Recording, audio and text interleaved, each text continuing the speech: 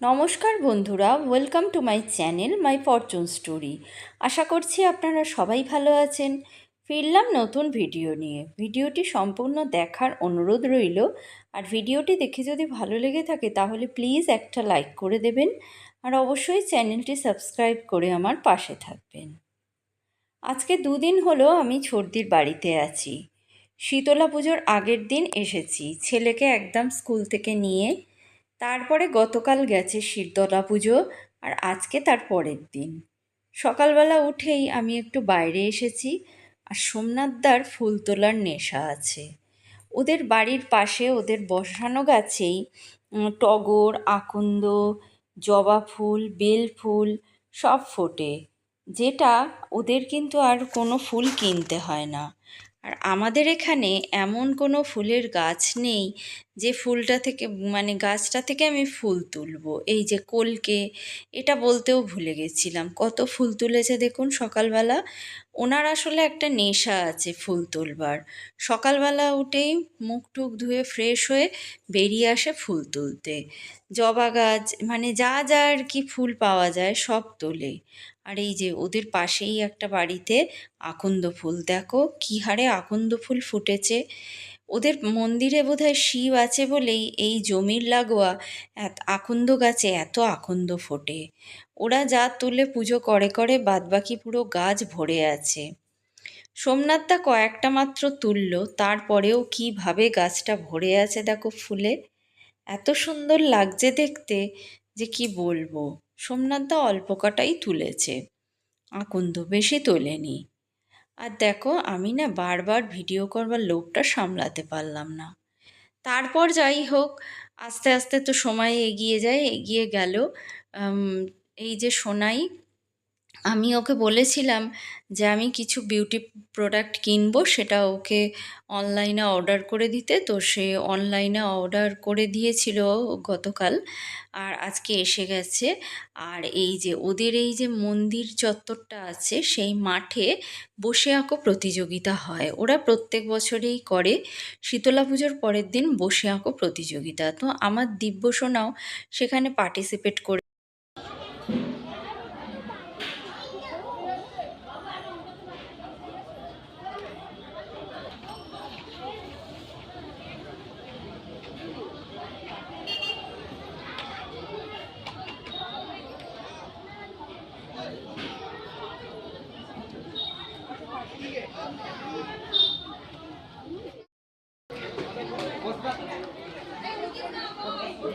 ওর মনে যা চেয়েছে সেই রকম একটা কিছু এঁকেছে। আর তারপরে আঁকা হয়ে যাওয়ার পর ওরা একটা এই যে মনজিনিসের নাম মিও আমরের একটা প্যাকেট দিয়েছে। প্যাকেটটা ভালোই ছিল। আর এই যে আমার পুজো টুজো হয়ে যাওয়ার পরের দিন বসে আঁকো প্রতিযোগিতাও হয়ে গেছে। আর এই মন্দিরে ঢুকতে দিচ্ছে, তো আমি একবার মাকে দর্শন করে গেলাম। মায়ের পুজোর বাসনগুলোও ওরা আর কি মেজে টেজে মিলে দিয়েছে। মা দেখো কালকে কত মালা পড়েছিল, আজকে মালা সব খুলে ফেলেছে, একটা মালা পরে বসে আছে। আর এদিকে শিব বাবাজিও কমতি যায় না, উনিও কিন্তু সব কিছু ছেড়ে ফেলে একটু যেন শান্ত, স্নিগ্ধ, হালকা হয়ে বসতে চায়। আর এদিকে আমি মন্দিরের ভিতরে ঢুকতেই পারতাম, কিন্তু মন্দিরের ভিতরে আর ঢুকলাম না। মা কালী, বড় ঠাকুর, লক্ষ্মীনারায়ণ, হনুমানজি, এগুলো আমি সব বাইরে থেকেই দেখে নিলাম। আর এই যে এখানে ষষ্ঠী, মা শীতলা, মনসা এই রকম সবার ঘট পাতা আছে, সেগুলোও বাৎসরিক পুজো অনুযায়ী আর কি পুজো হয়েছে এই চাঁদোয়াটা বিছিয়ে। তারপরে এই যে এইখানে আমি চলে এলাম। এখন এটা হচ্ছে বড়দের বসে আঁকো প্রতিযোগিতা। এই একটু এদিক ওদিক।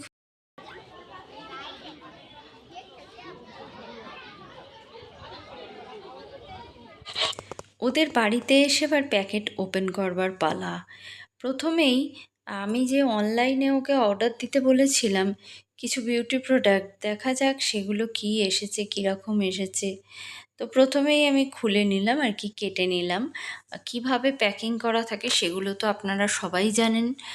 আমি প্যাকেটটা খুলে নিলাম, খুলে নিয়ে এই যে দেখছি একটা সানস্ক্রিন কিনেছি, খুব দরকার জানেন তো। এটা হচ্ছে আপনার অ্যান্টি ট্যান একটা ক্রিম কিনেছি, একটা সিরাম কিনেছি, এই রকম আর কি কিছু বিউটি প্রোডাক্ট আমার কেনার ছিল, সেগুলো সমস্তই সোনাইকে দিয়ে অর্ডার দিয়ে আর কিনিয়ে নিলাম। তো দেখলাম এসেছে, এবার যতক্ষণ না এটাকে মাখবো, যতক্ষণ না এটা ইউজ করব, ততক্ষণ তো আমি বুঝতে পারবো না প্রোডাক্টটা কীরকম। যাই হোক, ভালো বলেই বিশ্বাস করে যখন নিয়েছি, তো বিশ্বাস করেই আমাকে আর কি এগুলো ইউজ করতে হবে। এগুলো আমি ঠিকঠাক করে আর কি গুছিয়ে টুছিয়ে নিচ্ছি, কারণ এরপর বাড়ি যাওয়ার পর এরপর কি হলো, সোনাই যে মানে আমার দিব্য সোনা যে আর কি মিও আমরের প্যাকেটটা পেয়েছে, সোনাই সেটা ওপেন করতে শুরু করলো। দেখা যাক সেই বক্সে কি কি দিয়েছে ওদের টিফিন হিসেবে। তো মিও আমরের প্যাকেট করেছে মানে ভালোই করেছে। এতে প্রথমেই দেখা গেল একটা চিড়ে ভাজা আছে, একটা কেক, কেকের মানে প্যাকেট করা যে কেকগুলো ওই কেক দিয়েছে, তার সাথে একটা ফ্রুটির মতো ওই রকমই একটা ড্রিঙ্কস দিয়েছে, সুইং না কি একটা লেখা, একটা ভেজ প্যাটিস, একটা গজা, আর দিয়েছে একটা 5 স্টার। ভালোই প্যাকেট করেছে। তারপরে আমরা লাঞ্চ টাঞ্চ করে সোজা আমার শ্বশুরবাড়িতে চলে এলাম সোনাই সমেত।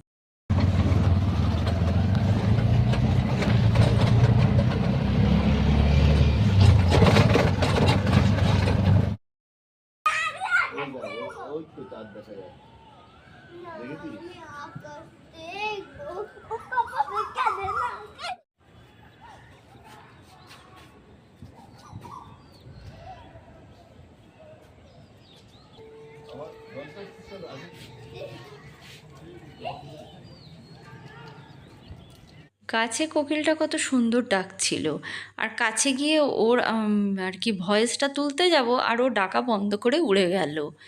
খুব রাগ হচ্ছিল। তারপর নিচে এসে আমি সোনার জন্য 2 পরোটা ভেজে দিলাম। ওর খাওয়ার মেয়াদ ওই দুটোর ওপরে ও খেতে পারে না। আর আমাদের রান্নার মাসি সকালবেলা চিকেন রান্না করে রেখে গিয়েছিল, সেটা এরা প্রায় কেউই খায়নি, এদিক ওদিক করে আর কি খাওয়া হয়নি। তো একটু চিকেন ওকে দিলাম, আর 2 পরোটা ভেজে দিলাম। ও খেয়ে খুব ভালো বলছে, মানে বেশ ভালো আরাম, মানে তৃপ্তি করে খাচ্ছে। এদিকে আমার সোনাকেও আমি একটা পরোটা ভেজে দিয়েছি, ও তো আর ঝাল চিকেন খেতে পারবে না, ওকে আমি শুধুই দিয়েছি, ও শুধু শুধু খেয়ে নিচ্ছে। তো এর পরের দিন আবার আমি শুরু করলাম। এরপর থেকে আর ব্লগটা কন্টিনিউ করা হয়নি বলে আমি সকাল থেকেই শুরু করেছি। সকালবেলা উঠে চলে গেলাম বাজারে, কারণ আজকে অনেকগুলো বাজার একসাথে করে নিতে হবে। একসাথে বাজার স্টোর না করলে সারা সপ্তাহটা খুব অসুবিধা হবে। তো প্রথমেই আমরা মাটন কিনলাম। মাটন কিনে এবার আমরা একটা বাজারে চলে যাব। এই বাজারে মোটামুটি মাছের কোয়ালিটিও ভালো, আর দামও মোটামুটি ঠিকঠাক নেয়। অন্যান্য বাজারের মতো নয়, ওদের বাড়ির সামনে যে বাজারটা, দাম মানে কোয়ালিটি যাই হোক, দাম প্রচুর, এই রকমই আর কি ব্যাপার।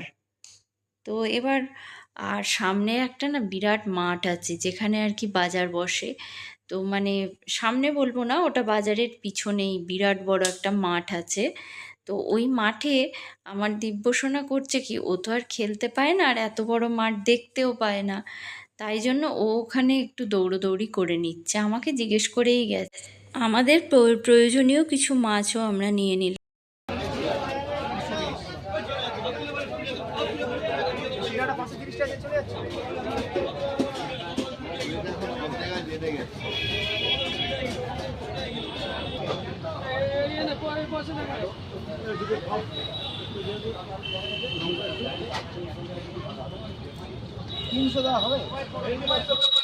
মাছের সাথে সাথে আমরা সবজিও বাজার করে নিলাম, আর উচ্ছেটা বেশ ফ্রেশ ছিল বলে আমার ভালো লাগলো উচ্ছে খেতে। কিন্তু রান্নার মাসি কতটা রান্না করবে সেটা বলতে পারছি না, কিন্তু আমি দেখলাম বাছলাম।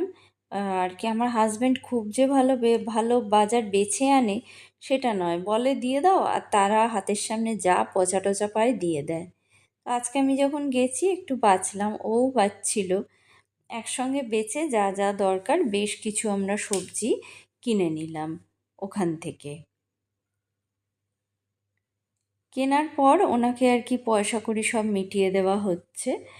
আর ওনার কাছে বেশ কিছু ফ্রেশ ভেজিটেবলস ছিল, কিছু নিয়েও নিলাম ভেজিটেবলস। আর আরেকটা জায়গা থেকেও নেব, আমাদের নেওয়ার ছিল বিনস, তারপরে গাজর আর বিট। আর এনার কাছে দেখলাম দেশি ফুলকপি আছে, ফুলকপিটা বেশ ভালো হবে খেতে। এই ফুলকপি কিন্তু সবাই চেনে না, ছোট ছোট হয় আর ফুলটা ছাড়া হয়। এই কপিগুলোর না ভীষণ টেস্ট হয়, এমনি যে চালানি কপি সেইগুলোর তুলনায় এগুলো খেতে ভালো। যাই হোক, মানে মানুষটি যিনি বিক্রি করছিলেন তিনি একটু সস্তাও করলেন, তাই নিয়ে নিলাম। আর এই যে এনার কাছে আমাদের মাছ কাটাতে দেওয়া ছিল, তো ততক্ষণে আমরা যতক্ষণ বাজার করলাম ইনি মাছ কেটে দিলেন। আর তারপরে এনার পাশেই আর একজন আছে, সেখান থেকে আমরা এই যে ভোলা মাছ, আবার সেই বড় রুই মাছ, এইগুলো কিনলাম আর কি, যেগুলো যেগুলো পছন্দ, যেগুলো যেগুলো লাগবে। এতগুলো লোক দুবেলা, সে তো খেতে লাগেই। তো আর এনার কাছ থেকে একটু নিলাম আমরা চিংড়ি মাছ। তো নিয়ে এবার আমরা বাড়ির দিকে রওনা হব। বাড়িতে গিয়ে অনেক কাজ আছে, সেগুলো সব করতে হবে। এবার হয়েছে কি, আমরা বাজার থেকে বেরিয়েছি আর আমার দিব্যসোনা খেলতে খেলতে ঘুরতে ঘুরতে আমাদের খুঁজেই পাচ্ছে না। ও পুরো পাজেল হয়ে গেছে যে মাম্মাম পাপা কোথায়। আর এই দেখুন কাঠ ফাটা রোদের মধ্যে ও দৌড়ে বেড়াচ্ছে। আমিও কিছু বলিনি, কারণ ও তো আর মাঠ পায় না, কি করবে বলুন। একটু মাঠ পেয়েছে যখনই হোক দৌড়ে নিচ্ছে, এতে আমার কিছু বলার নেই। এরপর বাজার টাজার করে বাড়ি চলে এলাম। তারপরেই দুপুরবেলা আর কি রান্না করেছি। এই দেখুন সবাই মিলে একসঙ্গে খেতে বসা হয়েছে। আমার হাজব্যান্ড একসাথে বসে না, ও আর কি স্নান করবে, পেশেন্ট দেখার ছিল, স্নান করে পুজো করে তারপরে ও খেতে বসবে, সবার লাস্টেই ও বসে। আর একটু এই যে করেছি মাটন, আর যে রুই মাছ এনেছিলাম সেই মাছের মাথা, আর লাল শাক করে দিয়ে গিয়েছিল আমাদের রান্নার মাসি, সবটাই সোনাইকে দিলাম। তো এইভাবে সোনাই খেয়ে দে আর মানে ও রেডি হয়ে আর বাড়ি চলে গেল।